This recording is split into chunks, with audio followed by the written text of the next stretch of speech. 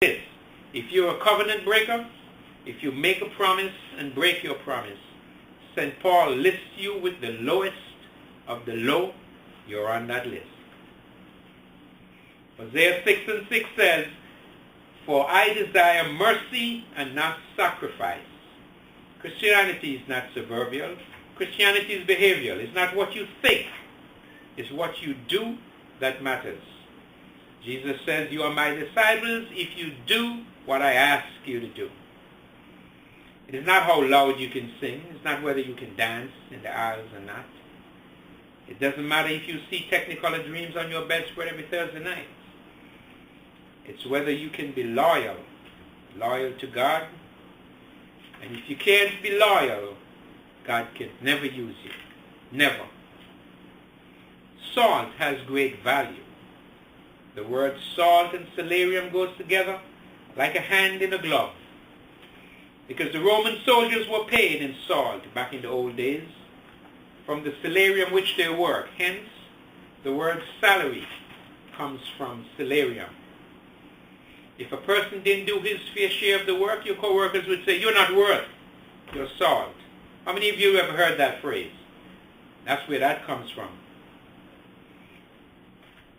In the Bible times, eating and drinking were an act of loyalty. Because you passed salt, it was an act of covenant. The fact that you ate with someone and gossip about them was absolutely unthinkable. In the New Testament, the believers went from house to house. The Bible says in the book of Acts, eating and breaking bread. They lived in covenant relationships. They were loyal to each other. They loved not their own lives to death. David expresses unbelievable betrayal from a friend. He says, "He's my own familiar friend with whom I break bread." David says, "The man who breaks bread with me, he went out and betrayed me. He ate with me and then betrayed me." It was unthinkable. Jesus said of Judas, and I quote, "He that ate at the table with me lifted his heels against me." Jesus is saying, if you pass salt and you break bread with another believer and you go and say something bad about that person, if you gossip, you are in Judas's league instantly. Salt can take the heat. When the laser beam was being perfected, scientists was having difficulty finding a substance to endure the heat of the laser beam. The laser is pure light. It can cut through a piece of steel 2 feet thick. Think of that. Salt covenant relationships can endure the heat. Satan can't rip you apart. He cannot blast you apart. He cannot slander you apart. He cannot accuse you apart. He cannot gossip you apart.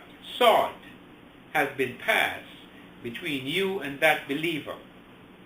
And you are like one flesh. You cannot be divided because you are united in the blood of Christ. Give him praise and glory in the house of God. Salt is the basic of peace. In Mark 9:50 it says, "Salt is good. Have salt and have loyalty in yourselves, and you will have peace with one another." Peace is not possible without loyalty. Peace is not possible without loyalty. You have no peace with God because you're not loyal to God. The Bible says, "Peace on earth, goodwill towards men, of whom God approves." If God does not approve of you, you will never have peace. You can have no peace in your marriage. You can have no peace with anyone, not your grown children, because you have this cancer rooted in your relationship. You can't ignore your children for 18 years and then when they leave home, expect for them to have a relationship with you. Why should they? You did not have a relationship with them when they were at home.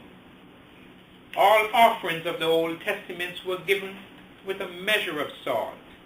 In Numbers 18 and 19, all the heave offerings of the holy things which the children of Israel offered unto the Lord, it's a covenant of salt forever between the Lord and you and your children. The point is, when you present an offering to the Lord, you do it with a measure of salt, meaning you give the offering with loyalty. What's the point of that? Well, when you give an offering to the church, it is unthinkable to go and criticize that church. What that means, God says, you are worthless when you do that. You have lost your saltiness.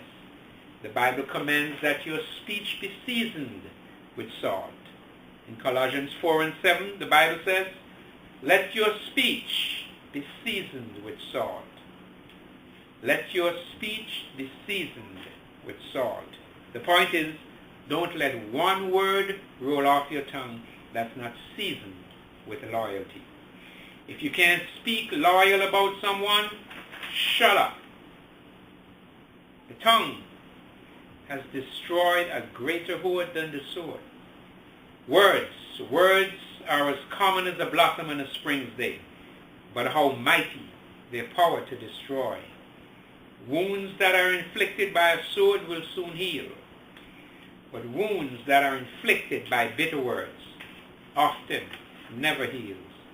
In Proverbs 18:21, it says, life and death are in the power of the tongue. And listen to this, those who love it shall eat the fruit. That means you control your destiny with what you say, right here, right now. Nothing neutral comes out of the tongue. The power of life and death, nothing in between. And those who love it will eat the fruit of God's command. If yours is bitter, if it's full of criticism, if it's judgmental, if it's full of fault finding, if it's resentful, if you have become a talebearer, a gossiper, a news carrier, I want you to know just one thing. That's not in God's blessing. If you are disloyal, you will eat the bitter gall of your speech. And listen to me. Write this down if you cannot remember it. Those who gossip to you will gossip about you. Those who gossip to you will gossip about you. Saving face is always accomplished by keeping the lower half of it shut. In other words, your mouth. The reason a dog is a man's best friend is because he wags his tail instead of his tongue. Proverbs 16:28 says, whisperers separates chief friends. Let a little rumor fly through the air, and they catch it like fly paper. And they spread it like wildfire, joyously, searching for dirt like it were gold. Proverbs 18:18, the words of a talebearer are as a wound. Have you heard a word against your neighbor? Have you heard a word against your neighbor? In other words, gossiping. Let it die within you. Trust it that you don't burst. In other words, let it stay right where it's heard. Another great Bible verse is, if you keep your mouth shut, you will not explode. And another verse, quit asking God for the power for you to raise the dead, and ask God to give you the power to shut your mouth. Now listen very closely. If it's not your business, stay out of it. Proverbs 21:23, he who guards his mouth keeps himself and his soul out of trouble or out of calamity. Calamity doesn't mean much in the English, but it's a very strong Bible word. Calamity means to be stricken physically, to be stricken economically, financially, mentally, and to be ruined without redemption. The Bible says, he who guards his mouth keeps himself from calamity. So if you want to keep yourself from being destroyed, speak loyal about those that you love and those that you know. And if you can't do that, do not respond.